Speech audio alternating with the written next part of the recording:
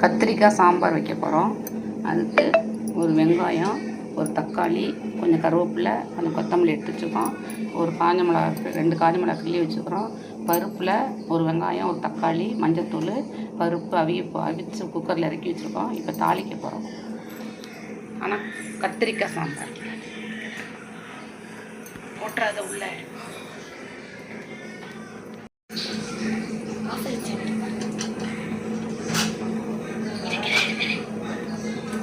நல்லா கட்டு சார்.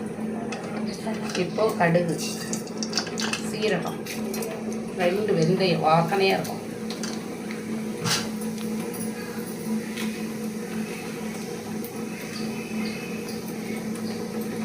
நல்லா வெடிக்கட்டும்.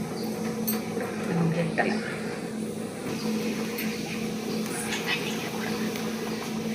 நல்லா கடுகு, சீரகம், கொஞ்சம் வெந்தயம் போட்டுக்கோம் வாசனைக்காக.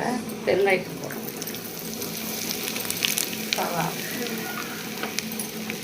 காஞ்ச மிளகா 2 போடணும். வெங்காயம் போடுறோம்.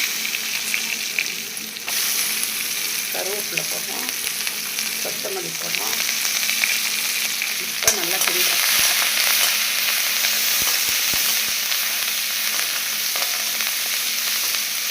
கத்திரிக்காய் சாம்பார் பெருங்காய வாசனை செம்மையாக இருக்குது. எண்ணெயிலே போட்டு பெருங்காயம் போட்டோம்னா வாசனையாக இருக்கும்.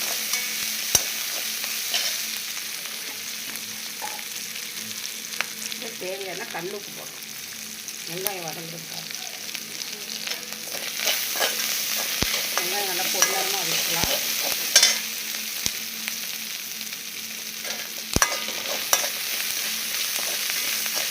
நல்லா வாசனை இருக்கும். வெங்காயம் வந்து இந்த பெருங்காயத்துக்கு போட்டோம்னா செம்ம வாசனை இருக்குது. கொத்தமல்லி, பெருங்காயத்துக்கு, கருவேப்பிலை, வெங்காயம் நல்லா பொருளாமல் வதங்கிட்டு இப்போ தக்காளி வருவோம். கத்திரிக்காய் சாம்பார், வெறும் கத்திரிக்காய் சாம்பார்.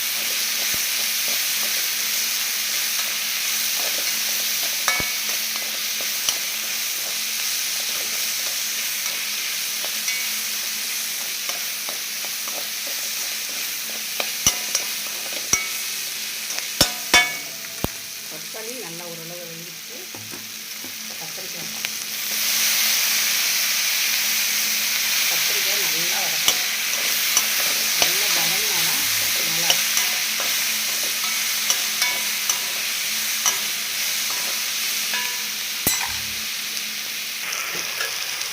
கத்திரிக்காய் நல்லா வதக்கிட்டு மாங்காய் பீஸு ஒரு 4 போடுறோம். ஏன்னா வாசனைக்காக கத்திரிக்காய் மாங்காய் சாம்பார் நம்ம அது நல்ல வாசனையாக இருக்கும் இந்த சாம்பார்.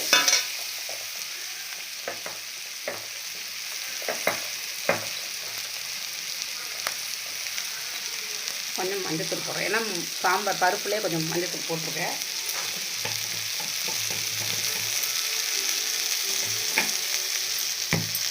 இப்போ வீட்டில் இருக்க மசாலாத்தூள், மிளகாத்தூள் நம்ம வீட்டிலே ரெடி பண்ணதான் மிளகாத்தூள்.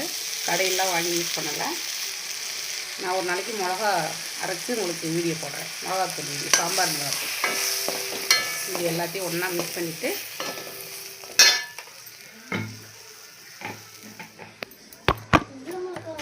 என்னது இப்போ தண்ணி ஊற்றிக்கலாம் தேவையான தண்ணி. அப்புறம் காய் கொஞ்சம் வேகட்டும். வெந்தோன்னா பருப்பு தண்ணி ஊற்றிக்கலாம். இதுக்கு மாங்காய் போட்டிருக்கேன். அதனால் கொஞ்சமாக ஒரு நெல்லிக்காய் சைஸ் புளி காய்ச்சி விட்டோன்னா போதும். ஏன்னா இதுலேயும் புளிப்பு இருக்கும். அதனால் கொஞ்சம் காய் வெந்தோடனே புளி கொஞ்சம் போட்டுக்கலாம். காய் நல்லா வெந்துட்டு நல்லா கொதிக்குது. இப்போ புளி தண்ணி கொஞ்சமாக ஊற்றிக்கலாம். தேவையான புளிப்பு வேணால் மாங்காய் போட்டால் வேணால் ஊற்றிக்கோங்க. நான் நட்டி விட்டுருவேன். இந்த மாதிரி கரைச்சி வச்சு புளிப்பு பண்ணி வச்சுருக்கேன். ஊற்றிட்டேன். ஒரு திண்டு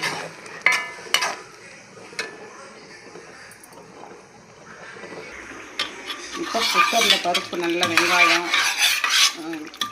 பருப்பு, தக்காளி, மஞ்சள் போட்டு நல்லா வேக வச்சுட்டு கரைச்சி வச்சு தண்ணியே பின்னாலே கரைஞ்சிரும்.